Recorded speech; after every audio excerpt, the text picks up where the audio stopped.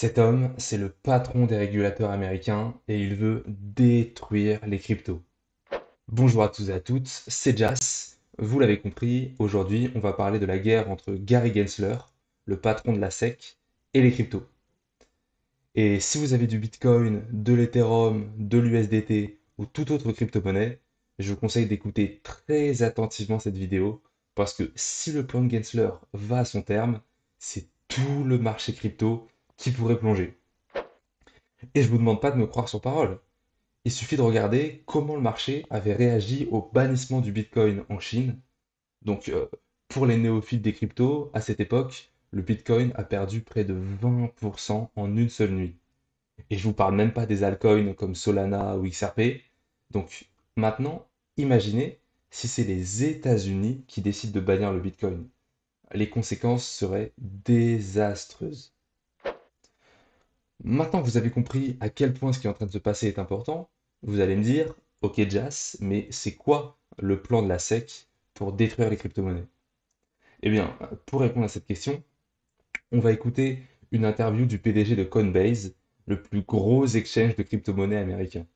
I think what their true intention or belief is behind the scenes, and I'm speculating a little bit here, is they just don't want it to exist. And so they're trying to cast a shadow over the whole industry to make it difficult. They're just sending Why subpoenas don't and they Wells want it to notices. exist? Why? I believe it's because, and again, this is just me speculating a little bit. I think it's because they don't want to lose power.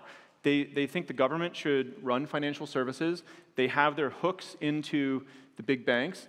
They can pressure the big banks to close accounts on, if you have the wrong political opinion or you're in the wrong industry, you're in oil and gas or whatever the flavor of the day is. It's fundamentally anti-American what they're doing, and I think next year in the elections we need to make sure that all voters and people who are pro-innovation, pro-technology vote people out of office who are trying to curtail our freedoms around crypto. Hold on, but their counter-argument. Donc, vous l'avez compris, pour la SEC, la première étape, c'est de s'en prendre aux plateformes d'échange de crypto-monnaies.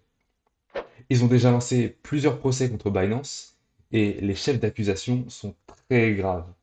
Ils sont notamment accusés de manipulation de marché.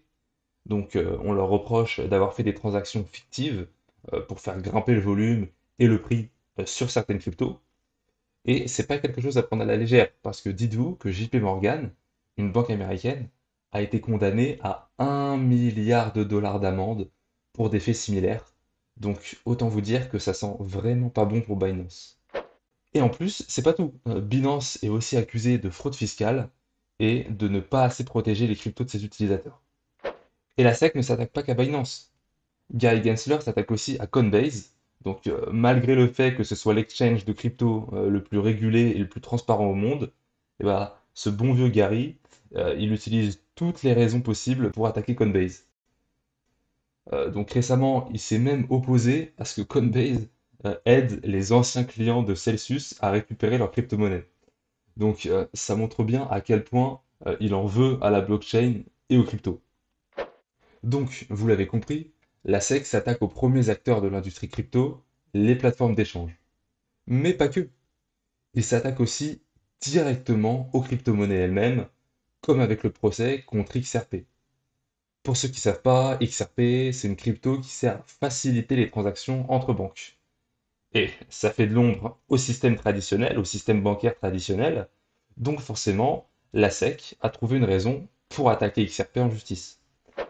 Mais heureusement, récemment, il y a une victoire juridique pour XRP, donc ça laisse présager que on aura une victoire d'XRP sur le procès, mais pour l'instant, rien n'est décidé.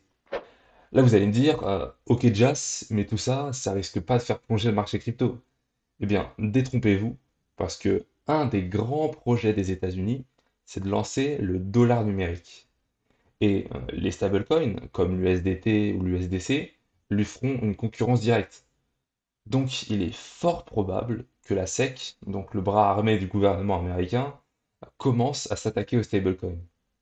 Et en cas de procès, il y a de fortes chances que les stablecoins ne tiennent pas longtemps, surtout si on prend en compte la gestion calamiteuse de Tether. Et vous vous souvenez des conséquences terribles et des faillites en chaîne qu'avait engendré la chute de l'UST?